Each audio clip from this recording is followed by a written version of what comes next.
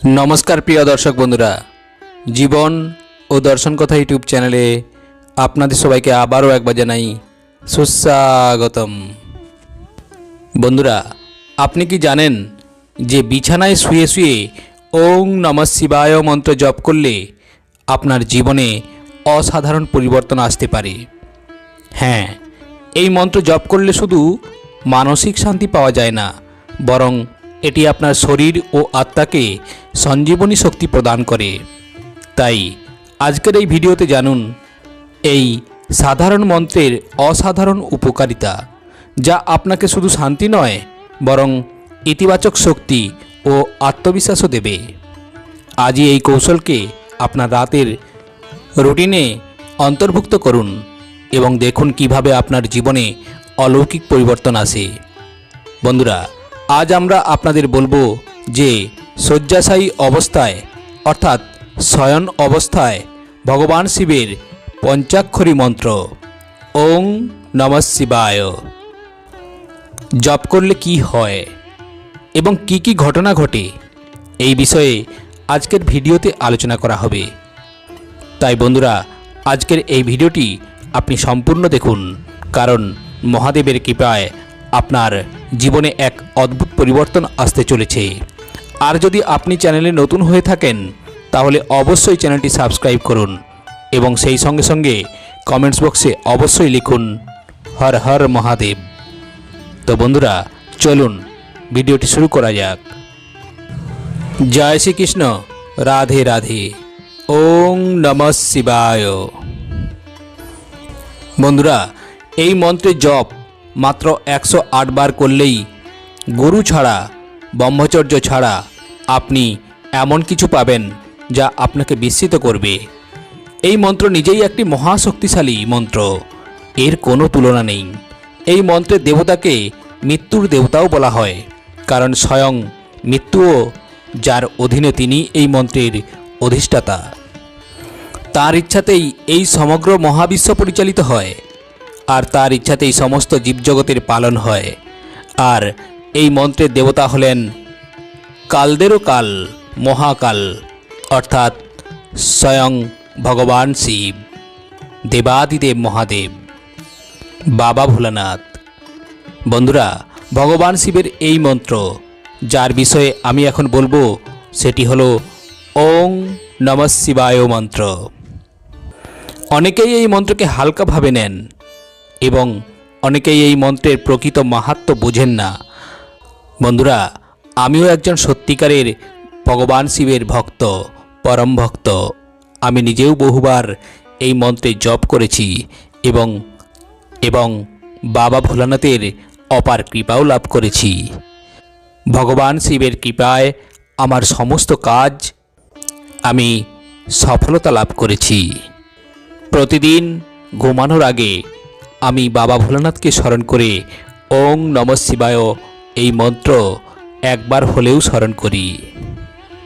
বন্ধুরা, আজকের ভিডিওটিতে আমি আমার অভিজ্ঞতার ভিত্তিতেই আপনাদের বলবো যে কিভাবে এই মন্ত্র আপনার জীবনকে পরিবর্তন করতে পারে, কিভাবে এটি আপনার শারীরিক, মানসিক ও পার্থিব জীবনের রূপান্তর নিয়ে আসে। ওং নমঃ শিবায় মন্ত্রটি 6টি অক্ষর নিয়ে গঠিত, তাই একে স্বরাক্ষরী মন্ত্রও বলা হয়। যদি এই মন্ত্র থেকে ওম শব্দটি বাদ দেওয়া হয় তবে এটি 5টি অক্ষরের মধ্যে হয়, যাকে পঞ্চাক্ষরী মন্ত্র বলা হয়। যে কোনো মন্ত্র জপ করার আগে যদি তার আগে ওম শব্দটি জুড়ে দেওয়া হয় তবে সেই মন্ত্রের শক্তি বৃদ্ধি পায় এবং সেই শক্তি ব্রহ্মা, বিষ্ণু ও শিবের সাথে যুক্ত হয়। ফলস্বরূপ এই মন্ত্রের সিদ্ধি দ্রুত লাভ হয়। তাই যে কোনো মন্ত্র ওম এই শব্দটি যোগ করেই তার নিয়মিত জপ করা উচিত। অনেক সময় কোনো মন্ত্রের আগে ও পরে ওম যোগ করে জপ করা হয়, এতে মন্ত্রের শক্তি সুরক্ষিত থাকে। বন্ধুরা, এখন কথা হলো, যদি আপনি শুয়ে শুয়ে এই ওং নমঃ শিবায় মন্ত্রটি জপ করেন তবে আপনি কি কি পাবেন। তো বন্ধুরা, প্রথমে এটি জেনে রাখুন যে ভগবান শিবের এই ওং নমঃ শিবায় মন্ত্র এমন একটি মন্ত্র যা ব্রহ্মাণ্ডের শ্রেষ্ঠ মন্ত্রগুলির মধ্যে গণ্য বলে ধরা হয়। যেমন নবান্ন মন্ত্র, দ্বাদশ মন্ত্র, অষ্টম মন্ত্র, গায়ত্রী মন্ত্র এবং মহামৃত্যুঞ্জয় মন্ত্র এবং বেদের অন্যান্য মন্ত্র। এই সমস্ত উচ্চস্তরের মন্ত্রের মধ্যে ওং নমঃ শিবায়কে ওং নমঃ শিবায় মন্ত্র অন্তর্ভুক্ত। আর এই মন্ত্র এতটাই শক্তিশালী ও অলৌকিক যে এর সম্পর্কে কিছু বলার মানে সূর্যকে প্রদীপ দেখানোর মতো হবে। তবে এটি নির্ভর করে যে আপনি এখনও পর্যন্ত এই মন্ত্র কতটা জপ করেছেন এবং আপনার জপ দ্বারা এই মন্ত্রটি জাগ্রত হয়েছে কিনা। যদিও সাধারণভাবে বলা হয় যে আপনি যদি কোনো মন্ত্রকে বিছানায় শুয়ে শুয়ে জপ করেন তাহলে সেটি সিদ্ধ হয়ে যায়, কিন্তু বন্ধুরা এই কথাটি পুরোপুরি সত্য বলে আমি মনে করি না। দেখুন, এই ব্রহ্মাণ্ডে যত মন্ত্র আছে, যত তন্ত্র আছে, সেগুলো সকলেই ভগবান শিবের দ্বারাই উৎপত্তি করা হয়েছে। সেটা ওম নমঃ শিবায় মন্ত্র হোক বা গায়ত্রী মন্ত্র হোক, মহামৃত্যুঞ্জয় মন্ত্র বা অন্য যে কোনো মন্ত্র। মহাবিশ্বের সমস্ত মন্ত্রই ভগবান শিবের দ্বারা সৃষ্ট হয়েছে। তবে এখানে একটি কথাও বুঝে নেওয়া উচিত যে সাবর প্রকৃতির মন্ত্রগুলো ভগবান শিব দ্বারা সৃষ্ট নয়। এই সাবর মন্ত্র অল্প কয়েকবার জপ করলেই সিদ্ধ হয়ে যায়। অন্যদিকে বৈদিক মন্ত্রে সিদ্ধি তখনই হয় যখন আমরা সেই মন্ত্রকে উৎকল করি, অর্থাৎ মন্ত্রের উপরে যে লোক বা বন্ধন থাকে তাকে সরানোর পরেই সেই মন্ত্র সিদ্ধির দিকে এগোয়। মন্ত্র উৎকলনের জন্য আমাদের শাস্ত্রে যে পদ্ধতি বলা হয়েছে তা অনুসরণ করেই মন্ত্রকে উৎকলন করতে হয়। আরেকটি উপায় হলো আপনি মন্ত্রের এত বেশি জপ করুন যে মন্ত্রের উপরে বাঁধন যেন নিজেই ভেঙে পড়ে। এতে মন্ত্র শুধু উৎকল হয় না, বরং মন্ত্র তার নিজের সিদ্ধির দিকেও অগ্রসর হয়। এমনিতেই যখন আপনার মন্ত্র সিদ্ধ হয়ে যায় তখন আপনি বহু অভিজ্ঞতা লাভ করেন, অনেক উপকার পান এবং সবচেয়ে বড় লাভ হলো আপনি আপনার ইষ্ট দেবতার দিব্য দর্শন লাভ করেন। দ্বিতীয় উপকার হলো যখন আপনি বিছানায় শুয়ে শুয়ে মন্ত্র জপ করেন তখন আপনার চারপাশে বা বাড়িতে যদি কোনো নেতিবাচক শক্তি থাকে তবে ইষ্টের কৃপা এবং আপনার জপের প্রভাবে সেই নেতিবাচক শক্তিও নষ্ট হয়ে যায়। তো বন্ধুরা, ওং নমঃ শিবায় মন্ত্র জপ করলে নেতিবাচক শক্তি আমাদের থেকে দূর হতে থাকে এবং যখন আমাদের জীবন থেকে নেতিবাচক কথাটি দূর হয়ে যায় তখন আমাদের সমস্ত কাজ খুব সহজেই সফল হতে শুরু করে। নেতিবাচক শক্তির প্রভাবে আমাদের বুদ্ধি সঠিক সিদ্ধান্ত নিতে পারে না, আমাদের চিন্তা ও বিশ্লেষণের শক্তি দুর্বল হয়ে যায়, যার ফলে বহু কাজে বাধা সৃষ্টি হয়। এমতো অবস্থায় মন্ত্র জপের প্রভাবে ব্যক্তি নিজেকে এবং নিজের ঘরকে সুরক্ষিত রাখতে পারে। মন্ত্রসিদ্ধি একটি আলাদা বিষয়, তবে আপনি যদি প্রতিদিন সিদ্ধি ছাড়াও ওং নমঃ শিবায় মন্ত্র বা অন্য কোনো মন্ত্র জপ করেন তাহলে সেই জপের প্রভাবে আপনার চারপাশে এমন একটি সুরক্ষা বলয় তৈরি হয় যা নেতিবাচক শক্তি থেকে আপনাকে রক্ষা করে। তাই যদি আপনি এই দুটি জিনিস, মন্ত্রসিদ্ধি না হলেও মন্ত্র জপের এই প্রভাবও যদি আপনি পেয়ে যান তাহলে ধরে নিন যে আপনি সব কিছুই পেয়ে গেছেন। তো বন্ধুরা, তৃতীয় বড় লাভ যা মন্ত্রসিদ্ধি অথবা শুয়ে শুয়ে জপ করার ফল হয় তা হলো আপনি কিছু ঘটনার পূর্বাভাস পেতে শুরু করেন। স্বপ্নসিদ্ধি, বাকসিদ্ধি ইত্যাদি ছোট্ট ছোট্ট সিদ্ধিগুলো আপনি অর্জন করতে থাকেন। এই সমস্ত জিনিস আপনাকে স্বজনপ্রিয়ভাবে অনুভূত হতে শুরু করে। এমনকি জপের প্রভাবে আপনার কল্যাণ তো হয়ই, পাশাপাশি আপনি অন্যদের কল্যাণ করতেও সক্ষম হয়ে ওঠেন। তো বন্ধুরা, জপের প্রভাবে আপনার মধ্যে এত শক্তি জন্ম নেয় যে আপনি অন্যের নেতিবাচক শক্তিকেও দূর করতে পারেন আর সমস্যার উৎস খুঁজে বের করতে পারেন এবং তার সম্পর্কে সব কিছু বলতেও পারেন। ভগবান শিবের কৃপা লাভ করার জন্য ওং নমঃ শিবায় মন্ত্রই সর্বোত্তম এবং এটি শ্রেষ্ঠ একটি মন্ত্র। যদি আপনি প্রতিদিন 108 বার ওম নমঃ শিবায় মন্ত্র মনে মনে অথবা বিছানায় শুয়ে শুয়ে জপ করতে শুরু করেন, তবে প্রায় 1 মাস পর আপনার জপের প্রভাবে এই মন্ত্র তার প্রকৃত প্রভাব দেখাতে শুরু করে। অল্প সময়ের মধ্যেই এই মন্ত্র জাগ্রত হতে শুরু করে। সিদ্ধ হয় না, কিন্তু জাগ্রত অবশ্যই হয়। হ্যাঁ বন্ধুরা, অন্তত 1 মাস পর এই মন্ত্র জাগ্রত হয় এবং অনেকেই তখন অভিজ্ঞতা লাভ করতে শুরু করেন। যখন এই মন্ত্র জাগ্রত হয় তখন এটি আপনার মনের খারাপ চিন্তাগুলোকে দূর করে, অর্থাৎ আপনার মনকে একাগ্র করে তোলে, যার ফলে ব্যক্তি মন্ত্রের কম্পনে নিমগ্ন হতে শুরু করে।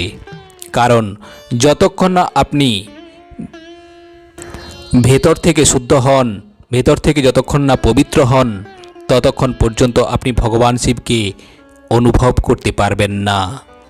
তাই সর্বপ্রথম মন্ত্রের শক্তি আপনাকে অন্তর থেকে শুদ্ধ করে।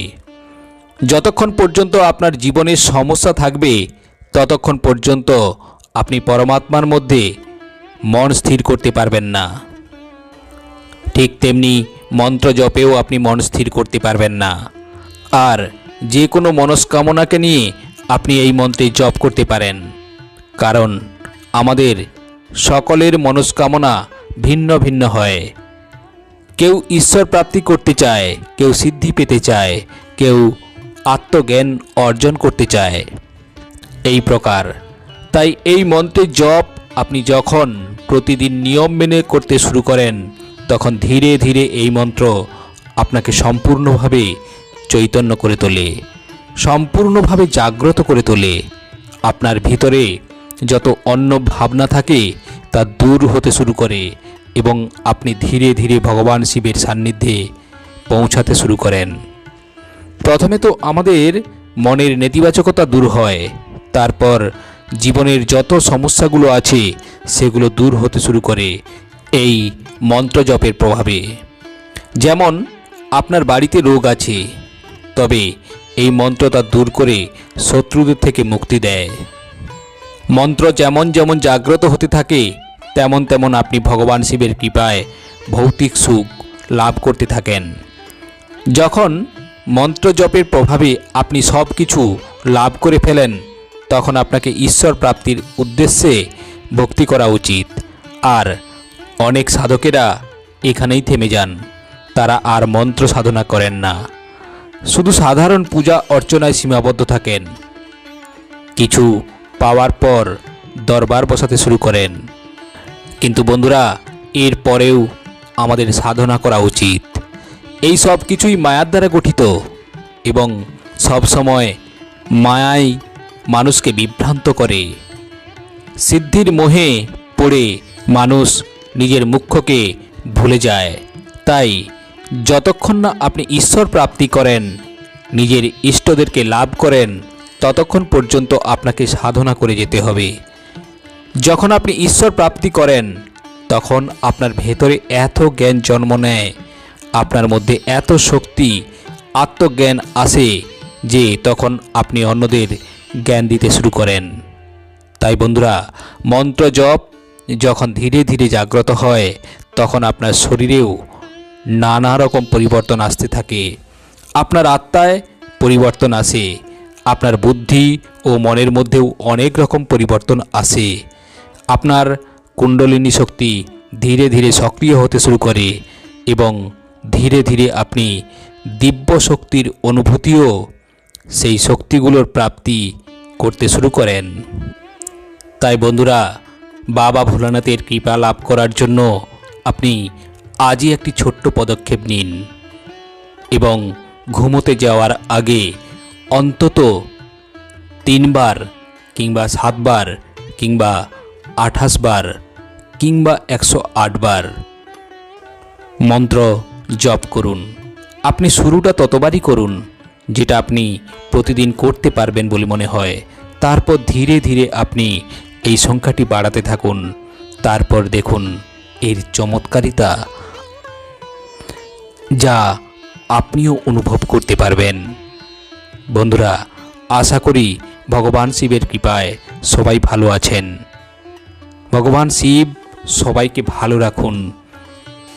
বাবা ভোলানাথের অপার কৃপা সবার মনে শান্তি ও সুখ প্রদান করুন এবং ভগবানের প্রতি সবার মনকে শুদ্ধ করে তুলুন, এই কামনা নিয়ে আজকের ভিডিও আমি এখানেই শেষ করছি। ওম নমঃ শিবায়। জয় বাবা ভোলানাথের জয়, জয় দেবাদিদেব মহাদেবের জয়। তো বন্ধুরা, আজ এই পর্যন্ত। আবারও আসবো পরের ভিডিও নিয়ে। ততক্ষণ ভালো থাকবেন, সুস্থ থাকবেন। নমস্কার।